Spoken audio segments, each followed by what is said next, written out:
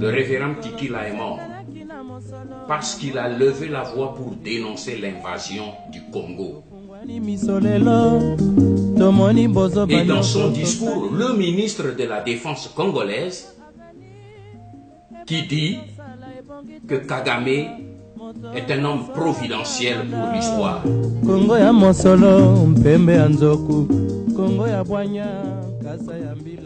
Mes chers compatriotes, que la paix du Seigneur soit dans vos foyers. Le jeudi 1er septembre, l'œil du patriote faisait la diffusion des déclarations courageuses du révérend pasteur Christopher Mtikila, président de la Democratic Party, allié du parti Chama Chama Pinduzi, CCM, le grand parti majoritaire au pouvoir en Tanzanie depuis le Mwalimu Julius Nyerere. Le révérend Mtikila a fait sur les antennes de la télévision tanzanienne des révélations graves, dénonçant l'invasion en cours dans la République démocratique du Congo, notre patrie. Invasion faite par les Tutsis et dirigée par Paul Kagame, qui a réussi à tuer 6 millions de Congolais et qui a réussi à placer au pouvoir un Rwandais que nous les Congolais nous avons surnommé Joseph Kabila. C'est un Tanzanien qui le révèle sur les antennes de la télévision tanzanienne. Quelques jours auparavant, le révérend Mtikila dénonçait et révélait l'identité des Kanambe. Il a affirmé quelques jours avant cette déclaration sur les antennes de la télévision, nous en avons les éléments, il a reconnu et il a affirmé qu'il connaissait bien les enfants Kanambe quand ils étaient enfants. Et à cette occasion, il a révélé que Jeannette Kabila, que vous appelez, n'est pas la sœur jumelle de Joseph Kanambe, d'Hippolyte Kanambe, mais elle est plutôt sa tante, parce qu'elle est la petite sœur de James Kabarebe. C'est un Tanzanien, le pays où est né les deux imposteurs, Jeannette et Hippolyte Kanambe, qui les a connus en leur enfance et qui a fait ces révélations. Le révérend Mtikila se préparait à faire d'autres révélations beaucoup plus graves sur la nature des menaces de l'invasion du Tutsi Power dans toute la région des Grands Lacs. 3 jours après que nous avons fait une large diffusion de ces révélations, au moment où nous attendions d'autres révélations qui devaient suivre, parce que le révérend Tikila voulait mettre le peuple tanzanien en garde contre le danger imminent de l'invasion tanzanienne après celle de la République démocratique du Congo. Voilà que brusquement on nous annonce sa mort dans un accident de voiture où ils étaient 4 personnes dedans et il fut le seul à mourir. Un scénario qui ressemble étrangement et qui vous rappelle celui que nous avons connu chez nous et qui a coûté la disparition d'Augustin Katumba Mwake, qui fut la seule victime de la prétendue accident d'avion.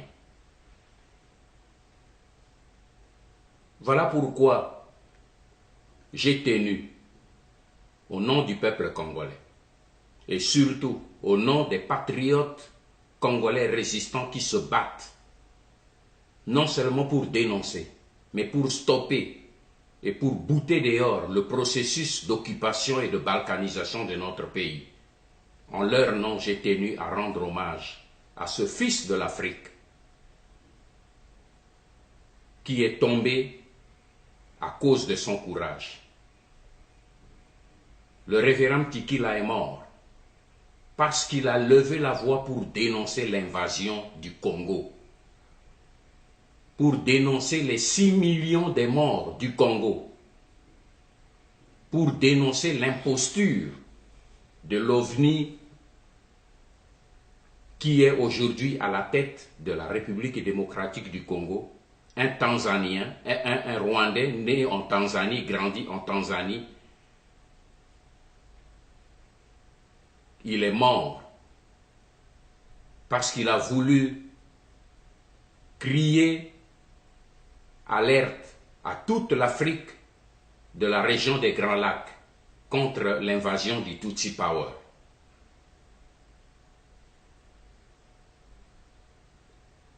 Voilà pourquoi j'ai tenu à lui rendre hommage en votre nom. Parce que sa mort devrait constituer un appel. Un appel d'abord pour les pasteurs congolais, les évêques congolais, les hommes de Dieu, les servants et les servantes et les serviteurs de Dieu au Congo. Eux qui aiment dire « nous voulons tenir l'église au milieu du village ». Comment peut-on tenir l'église entre les oppresseurs et les opprimés? Comment peut-on maintenir l'église au milieu entre le mensonge et la vérité, entre le crime et la justice? Jésus, qui est la tête de l'église, n'a jamais eu cette position. Face aux hypocrites, face aux oppresseurs, il s'est tenu et il leur a tenu tête. Il les a qualifiés de vipères, race de vipères, de tombeaux blanchis.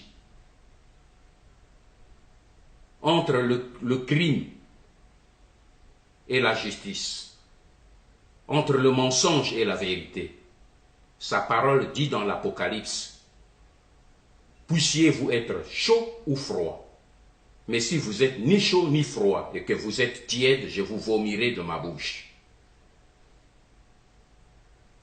Que ce sacrifice du pasteur Mtikila, un Tanzanien qui est mort pour avoir dénoncé l'oppression, la violence, les assassinats en République démocratique du Congo, que sa mort soit une interpellation pour les pasteurs et les hommes de Dieu au Congo. Oui, que sa mort soit aussi un appel pour la classe politique congolaise. Parce qu'il fut aussi un homme politique, le président de la Democratic Party en Tanzanie. Il fut homme de Dieu, homme politique, mais devant le danger, devant l'oppression, devant le crime qui ne s'est pas encore commis dans leur pays, mais dans notre pays, la République démocratique du Congo. Au moment où vous, les pasteurs de notre pays, vous dormez et vous tenez votre église au milieu soi-disant au milieu du village, un pasteur qui connaît la vérité, qui voit le danger, qui voit l'évolution de la force du mal, a levé la voix et a dénoncé.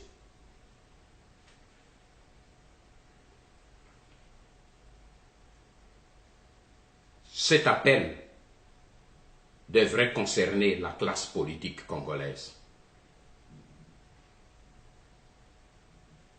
Aujourd'hui, notre pays est distrait. Tout le monde se préoccupe du cinéma, des gens qui démissionnent à côté de Kabila, Non pas parce que Kabila constitue un danger pour notre pays, parce qu'ils ont toujours su que Kabila était un danger pour notre pays. Mais s'ils démissionnent aujourd'hui, c'est parce que Washington leur a dit « Maintenant, nous avons rejeté Kabila. Sortez de ce bateau. » Il n'y a pas la préoccupation du peuple congolais dans toutes ces actions. G7 qui va rejoindre G8. Dans toute leur argumentation, dans tous leurs argumentaires, dans leurs lettres de démission, avez-vous entendu parler des charniers de Maluku? Les 450 morts, des Congolais tués comme des vaches, comme des mouches, dont les ONG étrangères se préoccupent dans les motivations de ceux qui ont quitté Kanambe. Personne, alors je dis personne, n'a fait allusion à ça, parce qu'ils le soutiennent dans cette mission. Les 6 millions de morts dont a parlé le pasteur Mtikila, un Tanzanien,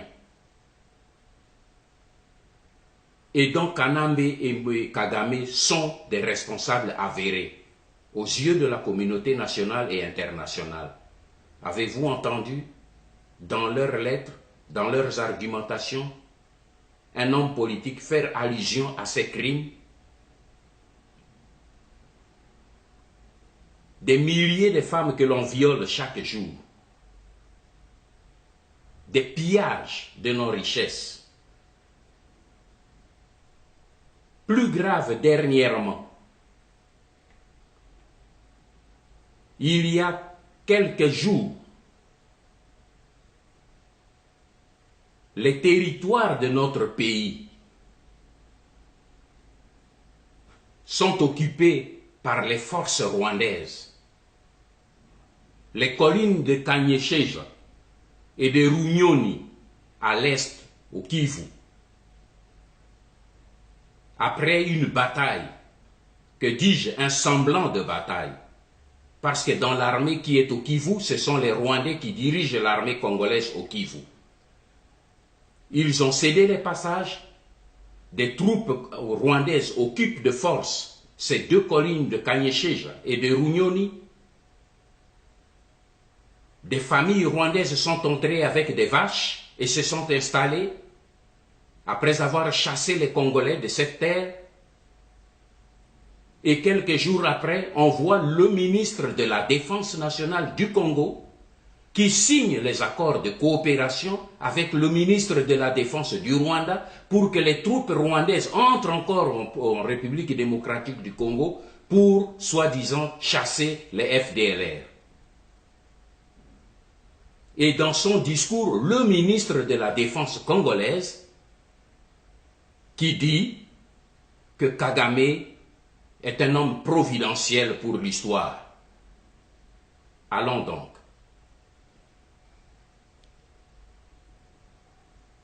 Cette mort du révérend pasteur Mtikila, qu'elle soit une interpellation pour chacun de nous, que ce soit une occasion de méditation pour nous qui sommes des hommes politiques, des leaders politiques congolais. Lorsque un étranger, un voisin, se lève et parle haut et fort pour dénoncer l'esclavagisme moderne qui s'installe dans notre pays et que nous, les Congolais, nous proclamons les criminels, les hommes providentiels. Tous ces cinémas, des démissions, des alliances, ne sont que des ordres reçus par l'Occident.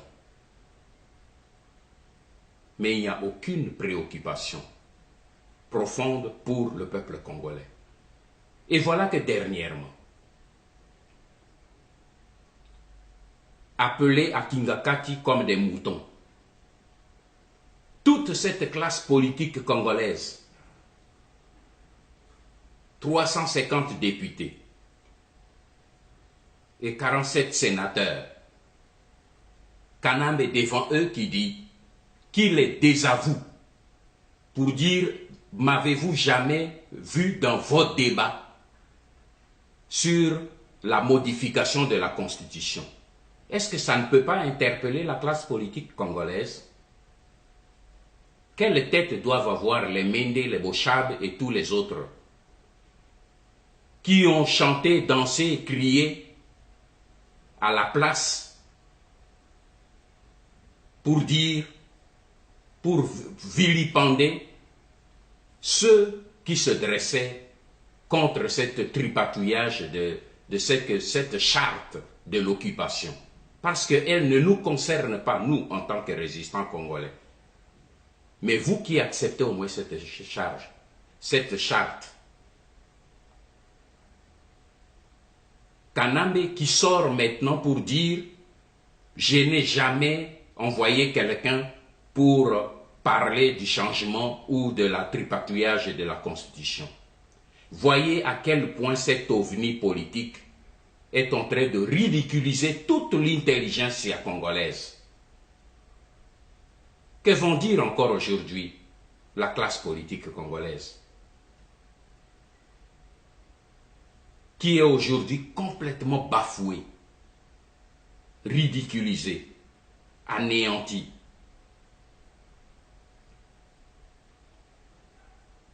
Est-ce que la mort de ce vaillant fils de l'Afrique ne devrait-elle pas constituer une interpellation pour chacun de nous?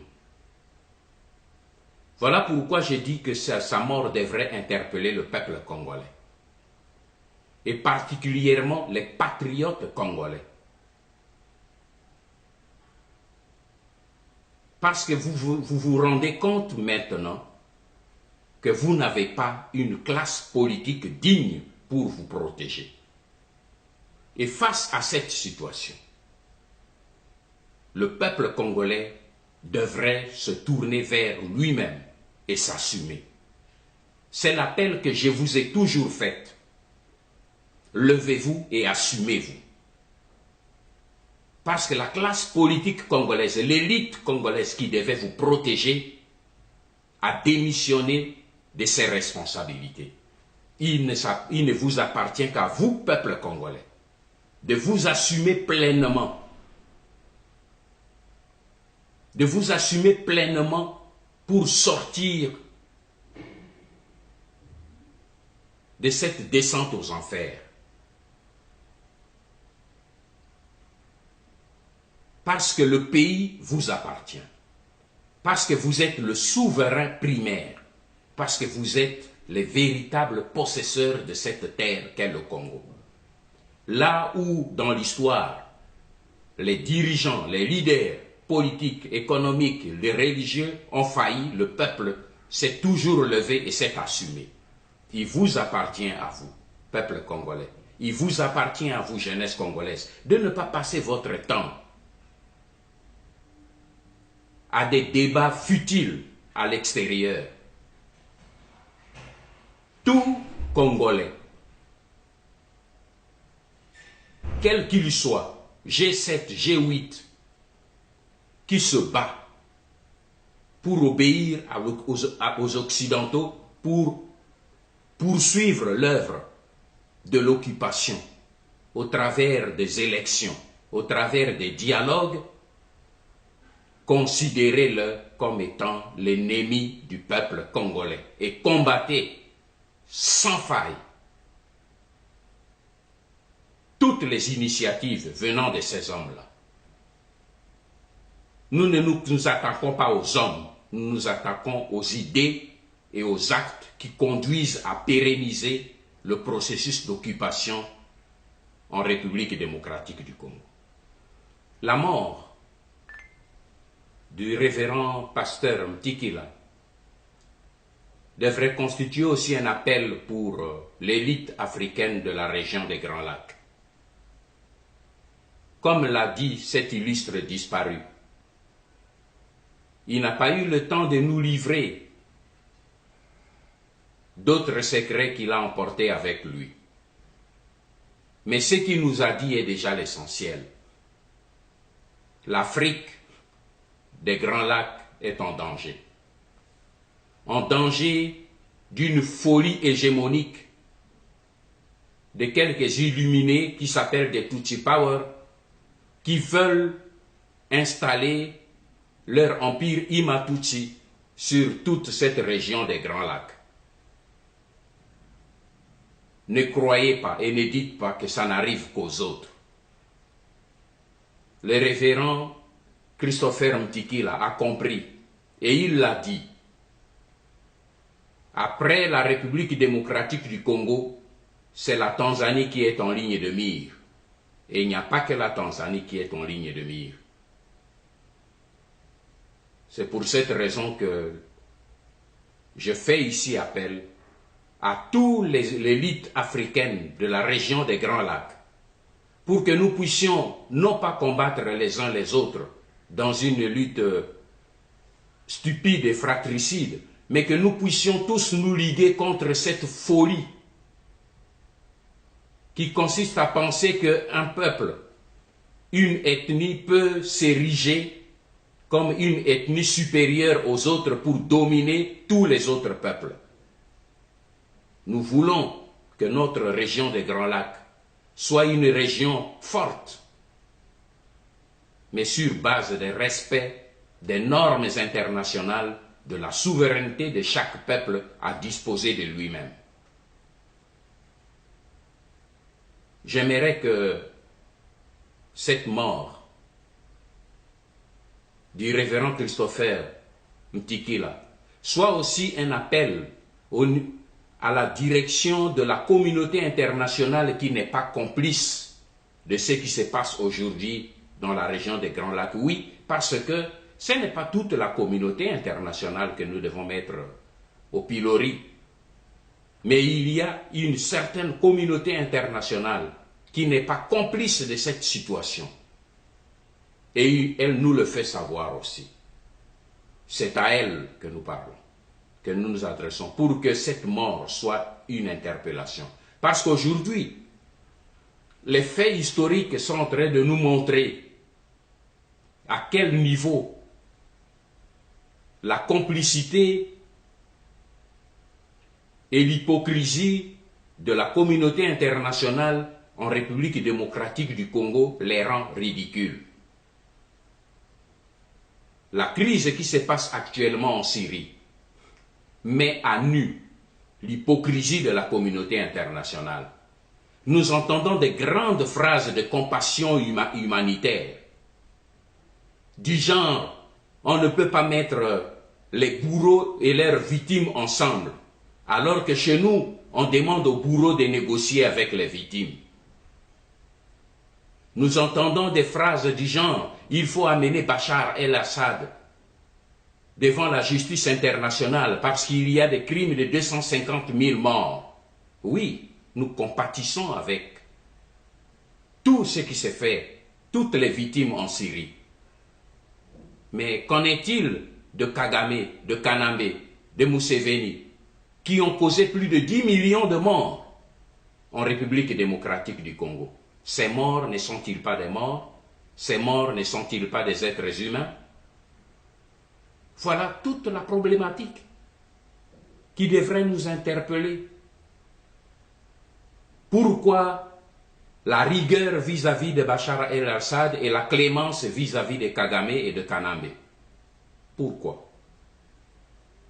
Cela devrait interpeller la communauté internationale. Cela devrait interpeller aussi les Congolais. Cela devrait interpeller aussi les Africains. Pourquoi deux poids, deux mesures? Parce que d'un côté,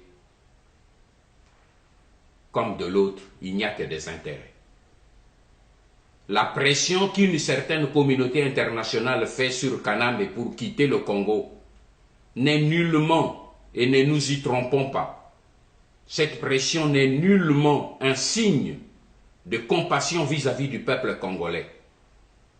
On veut changer le chauffeur, mais on veut maintenir le camion de l'occupation pour une même destination, la balkanisation de la République démocratique du Congo. À nous, peuple congolais, à nous, élite congolaise, de tirer toutes les leçons de cette situation. je voudrais vraiment que la mort, nous saurons si elle est naturelle, accidentelle, ou s'il s'agit d'une mise en scène ou d'une exécution simulée. Qu'importe, mais que cette mort qui intervient juste au moment où ce fils de l'Afrique montait au créneau pour dénoncer le danger de l'invasion Tutsi sur toute la région des Grands Lacs, au moment où il dénonçait les morts en République démocratique du Congo, au moment où il dénonçait l'imposture en République démocratique du Congo, au moment où il s'apprêtait et annonçait de faire d'autres révélations beaucoup plus graves, que cette mort soit une interpellation. Une interpellation pour les militaires et les officiers congolais. Une interpellation pour les policiers et les inspecteurs congolais. Une interpellation pour les pasteurs et les évêques congolais. Une interpellation pour les professeurs d'université. Une interpellation pour les professeurs des écoles primaires, secondaires. Une interpellation pour la jeunesse désœuvrée. Une interpellation pour la jeunesse de la diaspora. Pour qu'on ne se laisse plus distraire par ceux qui reçoivent l'argent des occupants pour venir distraire ou désorganiser la résistance.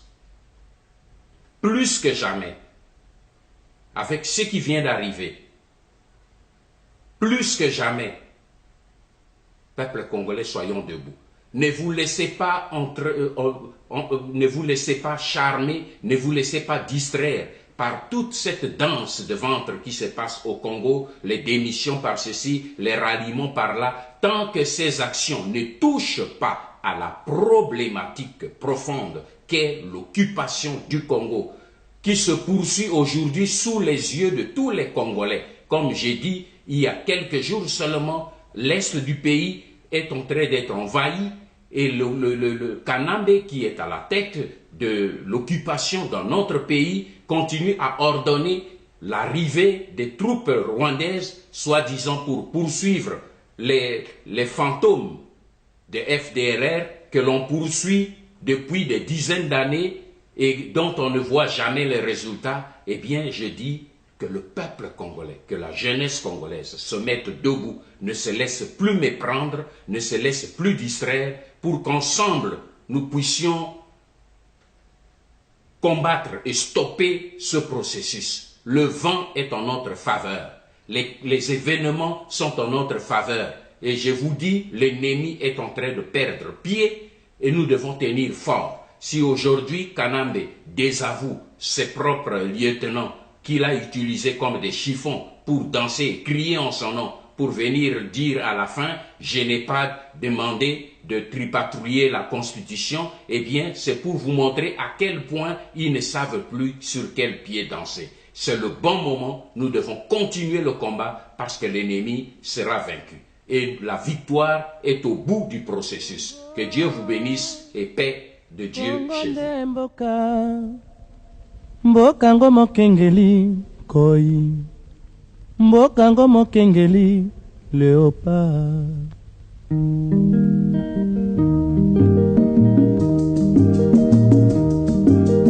Mikolo tosekanaki na mosolo ya mboka Kongo ekoki, tofungwani misolelo, tomoni bozoba nyonso tosali po ya kobongisa Kongo aveni. Ebongi tosala, moto nyonso ata mwana.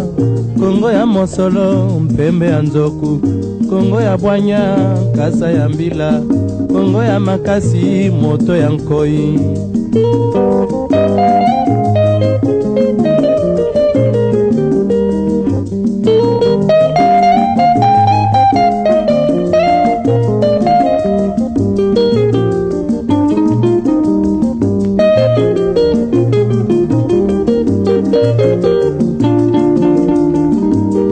Mikolo tosekanaki na mosolo ya mboka Kongo ekoki, tofungwani misolelo, tomoni bozoba nyonso tosali po ya kobongisa Kongo aveni.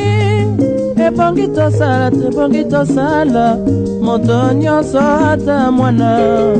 Kongo ya mosolo, mpembe ya nzoku, Kongo ya bwanya nkasa ya mbila, Kongo ya makasi moto ya nkoi. Kongo, Kongo nde mboka, Kongo mboka ya bankoko.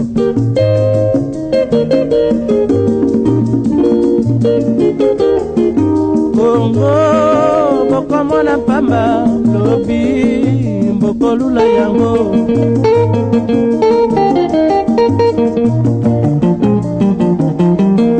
Kongo, Kongo ya Afrika, Kongo mboka ya kitoko.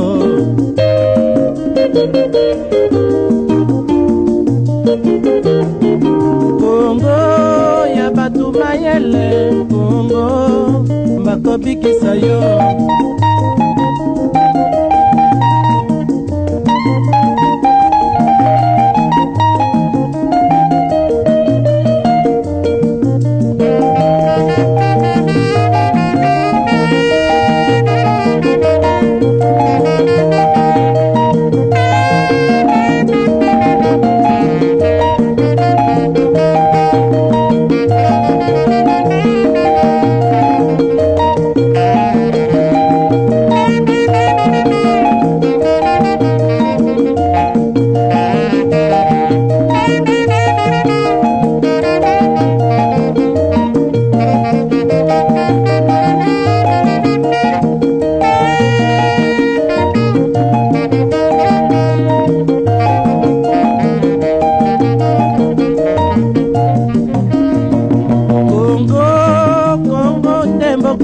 Kongo, mboka ya bankoko.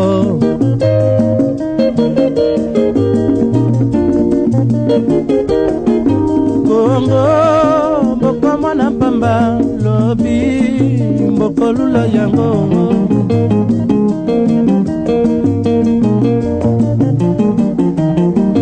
Kongo, bana bazali koyekola Kongo, bakobikisa yo.